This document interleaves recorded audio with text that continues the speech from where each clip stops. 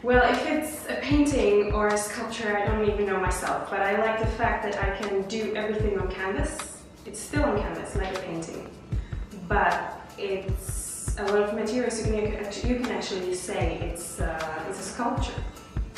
But I don't know if it's a sculpture or a painting myself. I live here since 2005.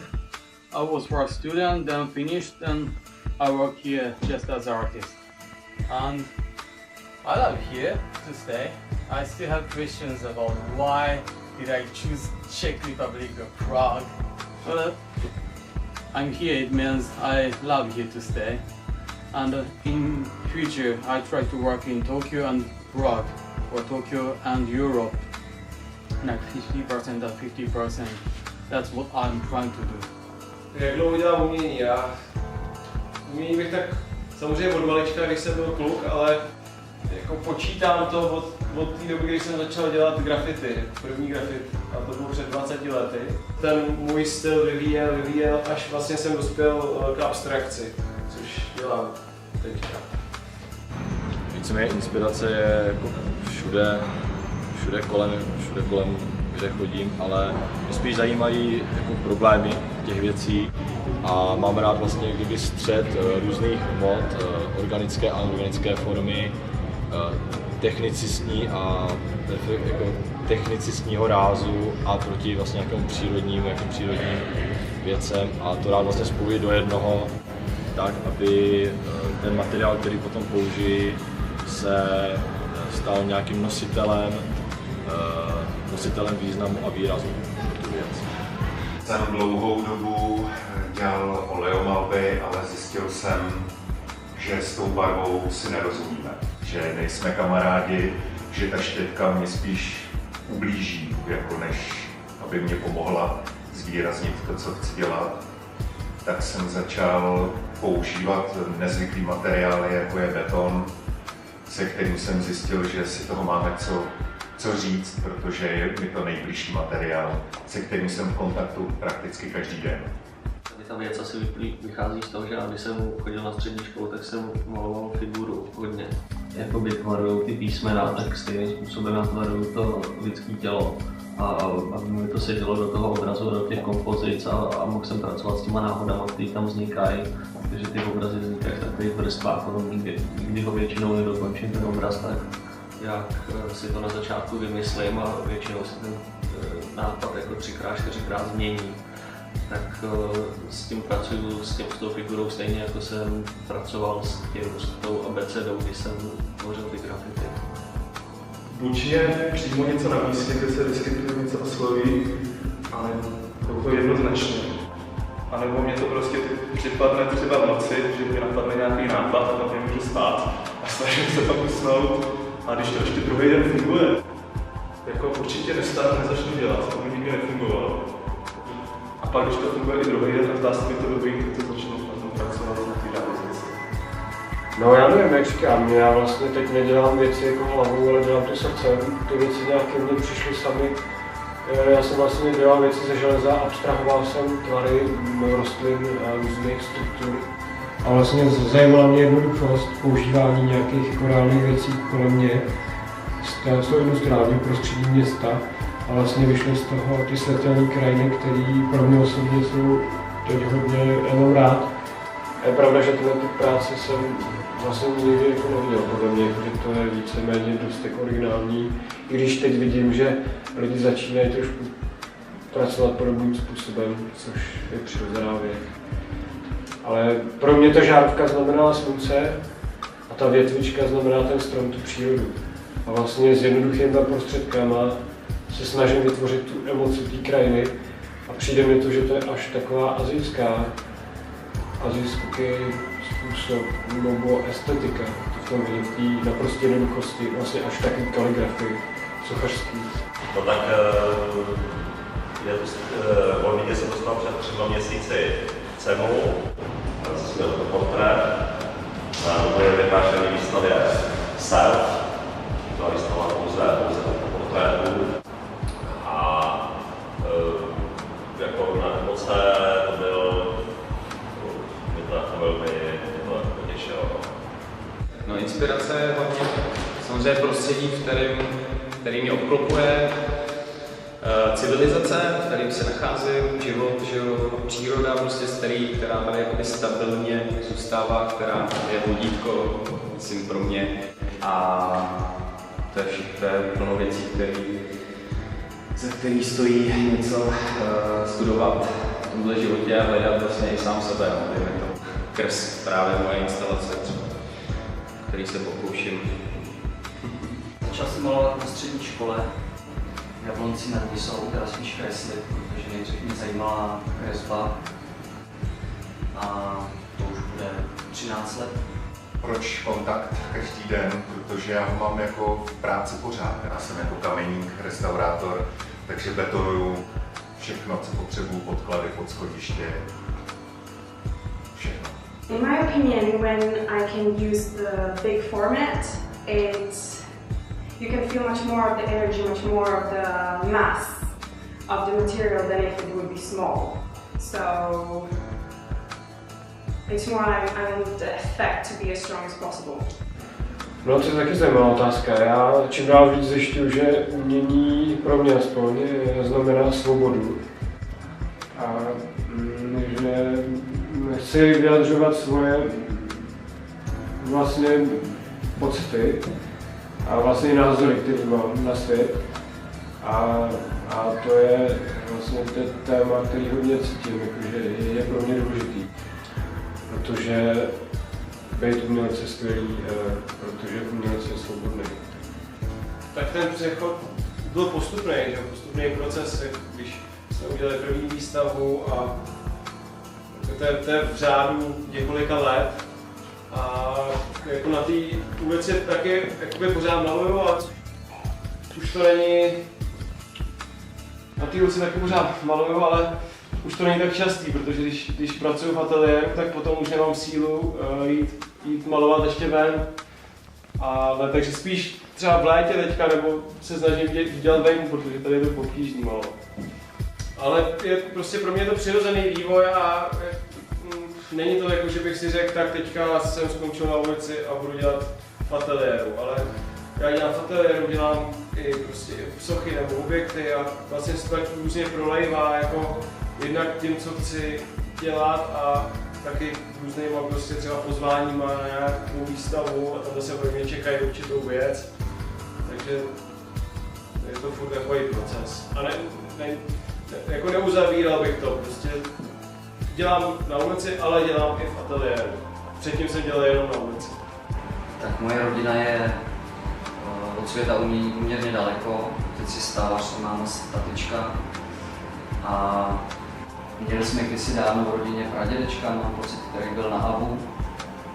A takže spíš po umění se bavím se svýma kamarádama, který jsou většinou z oblasti umění nebo ze školy, se známe. A taky s přítelkyní, která je taky malířka. To je takový, já v podstatě v zásadě nerad jednoznačně vysvětluju obsah svých obrazů, protože se zdá, že já dám jenom vodítko, jakým způsobem chci, aby si ty lidi přemýšleli. Protože když vysvětluju obrazy, tak podle mě zároveň ubírám možnost interpretace těm jednotlivým lidem, kteří se na to dívají. A ono v podstatě všechny ty interpretace jsou správné. Je to jenom směr, aby se dělal ta myšlenka, to mě vám ubírat. Je to prostě... Ty slova to docela ubírají, takže to... Je to... Myslím, že je to jako médium takový závětný, takže když to začnu moc jako povídávat, to podle mě není to literatura, to vůbec. There are some elements for the art. For example, material, concept, size, and the colors, and something like this. Then when I keep same philosophy or same character for some of the elements, then everything can be my works. So the glass work and the wood works here, I actually have same kind of concept. So for me, glass is not such special, different from other material.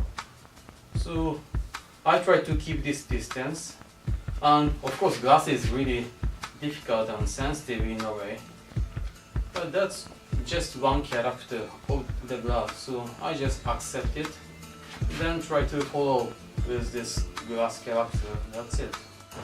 Tak myslím si, že jsem částečně imperialista, že to tak říct dá, ale zároveň já si myslím, že ty obrazy jsou taky ovlivněný starou malbou, takže to takový mix starý malby imperialismu, ale určitě na to spodek je to rozdětová hodně z imperialismu. Víceméně mám pocit, že vlastně v současné době tady v České republice je hodně pořád ještě jako taková ta vlna konceptuálního umění, kdy víceméně autor v galerii nevystaví téměř nic a vedle toho nic dá 2 až 4 textu, aby lidé pochopili, proč to nic nevystavil. Teď jsem byl například nedávno v Londýně a tam tahle vlna už je dávno pryč a znovu se autoři navrací k materiálu a zmotňují ty věci tak, jak mají být. Takže já si myslím, že za pár let třeba se to konečně dostane i sem a lidi pochopí, že za věcí, kterou děláme, musí být nějaká energie. Sama myšlenka o sobě stačí. To tak sice může vypadat, ale to jméno Masker vzniklo jenom s hlukem písmen, který se mi dobře psali za sebou, když jsem dělal grafity. A tak se to prostě vyvinulo a už mi to zůstalo, ale nebyl to záměr. Umění český, jako aktuální trend umění v České republice, já spíš tak nějak z doslechu, co se píše, co se říká, jinak já si myslím, že výrazný trend jako neexistuje, ani mě to moc nezajímá vědět, co teď je za trend. To znamená, nějaký konceptuální umění určitě převažuje, což čistě já určitě nejsem a víc o tom nevím. Jako... Spíš ještě jako takový mládě v té scéně, v té práci, protože jsou tady lidi, kterým je třeba 28, ale nikdy nepřestali pracovat a dělají už od útlýho dětství, což já bohužel jsem nedělal. Já jsem se rozhodl před těma 6 lety, že to teprve začne pořádně nějakým způsobem fungovat a že začnu hledat tu komunikaci jako v malbě mezi mnou a divákem a tím, co se prostě děje. Já pocházím z Liberce a když jsem studoval ještě na škole, tak jsem často jezdil zpátky do Liberce, teď už tolik ne, ale byl pro mě důležitý klid, který v Liberci mám, který v Praze se mi těžko daří chytit a v Liberci umění tak, jak bych ho chtěl dělat já, si myslím, v současné době dělat nejde, proto jsem v Praze většinu času. Well, I like to create something new always, so it's a process of trial and error. And this world of fantasy, when I can always see a new material, use it in another way, then something else comes out of it. I like this adventure, let's say. Co si myslím o umění? Já si myslím, že tady je spousta skvělých umělců, spousta kvalitního umění, ale to umění jako nikoho za hranicou nezajímá, protože Česká republika je malá a jako není globálně měřítku významná, takže ani to umění jako nikoho moc nezajímá, takže já jsem překvapený, že to zajímá třeba tady vás z Itálie, protože proč by mělo české umění jako v zahraničí zajímat, proč by někdo v New Yorku se měl zajímat o to, co se děje v Čechách, jo? Všude je nekonečno umělců. Takže já to vidím takhle jako trochu skepticky, že jako kvalitní umění, ale jako tady v Čechách. Tak v tom umění je vždycky nějaká kontinuita, se to umění jako vyhraňuje jako do opačného pólu proti tomu, co bylo předtím, nebo zase naopak si něco poučuje. A my tady máme v Čechách takový dva kluby, kteří se věnují street artu a ty se vlastně půjčují ten étos toho té té společné myšlenky, kterou má ta společnost, aby se někam posunula. A tenhle s tím etosem pracují a vlastně zkoušejí ho dát do takových absurdních situací a tím vlastně vzniká nový kontext pro tyhle věci. Takže ostatně jako celá prostě historie umění ovlivňuje to, co bude do budoucna nebo v současnosti, taky tohle to má nějaký otisk. Víceméně jako jednoho autora svého nejoblíbenějšího nemám, ale samozřejmě je kolem mě spousta autorů, kterých si hrozně vážím a jejichž práce mě prostě naplňují a baví mě.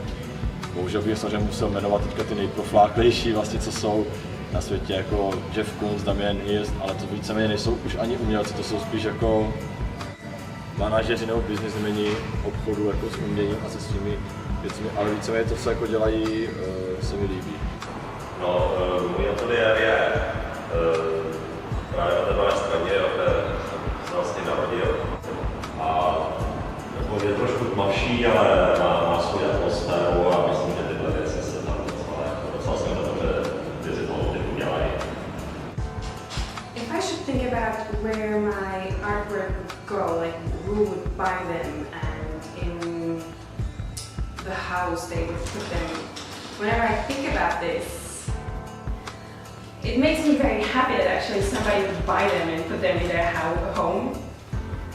And whenever I think about this, it comes to my mind a very funny thing, and that is that nobody can actually buy my artwork who has a home made out of walls that are not stable enough to hold such a painting that weighs about 50 kilos.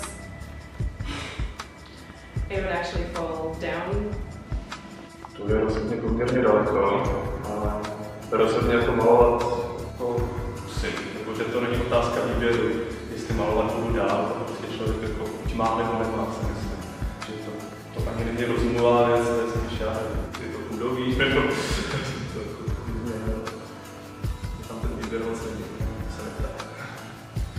Jo, já to kombinuju. Někdy hudbu vůbec nemůžu poslouchat, potřebuji absolutní klid a být sám a někdy zase naopak, když už něco dělám, tak si rád pustím hudbu, protože to je určitý stimulant, který vydržím pracovat až do rána třeba.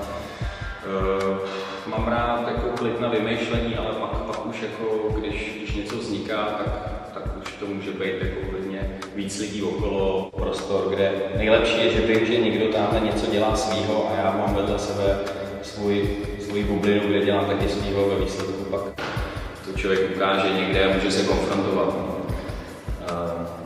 Víceméně klidně. Pro své obrazy hledám inspiraci hlavně v přírodě. Zajímají mě jevy, zákonitosti, který se snažím pochopit, to tajemství, potom rozkrýt právě v obrazech pomocí zase jednoduchých prostředků, jako je světlo, stín nebo kompozice. Ten cement tam funguje díky disperzi a tím se změnila i trošku jeho vlastnost, že je pružnější, že z druhé strany, když vlastně do toho praštíte, tak se to jenom prohne maximálně, když je to ve větší tloušťce, tak napraskne, ale nikdy nespadne dolů a drží to. Já jsem měl radost, protože poprvé, když jsem udělal zkoušky, tak jsem to zvednul a celý obraz šel dolů. Takže už je to vychytaná věc, že se to dá dělat v tenké vrstvě, ve vysoké vrstvě. Podle toho naředění se dá udělat odstín. Podle firmy, která vyrábí ten beton, tak už vím, že jednou bude šedší, jednou bude černý, jednou bude úplně do černá. Záleží na složkách cementu. Jo, tak jsou autoři, mám autory, kteří se mi líbí. Je jich hodně. Jednak se mi to vždycky líbilo, že jsem byl v těch muzeích ty starý malby právě po 17. století, jsem líbilo holandský hodně. Líbilo se mi 19. století, konkurát na akademismus 19. století. Pak jsme najdokal hodně na ty fotorealisty, hyperrealisty. A třeba se mi líbí někteří španělští malíři realističtí. Tak takhle bych to abych to shrnul, těch umění je třeba 30, jo. Česká republika na umění, podle mě je to velice komplikovaný. Jako dneska v České republice žít jako umělce je velice těžký. Jak říkám, na jednu stranu umělec je svobodný, ale zároveň je vlastně i nesvobodný, protože musí přežít v tom komerčním prostředí, který není moc přívětivý k umění. A protože vlastně ten umělec nabourává ten systém, protože říká pravdu, jak ty věci jsou. A mám zkušenosti se spoustu galerií pražských většinou a dopadlo to vlastně tak, že galerii už teď nemám žádnou, protože ty galerie se spíš starají sami o sebe.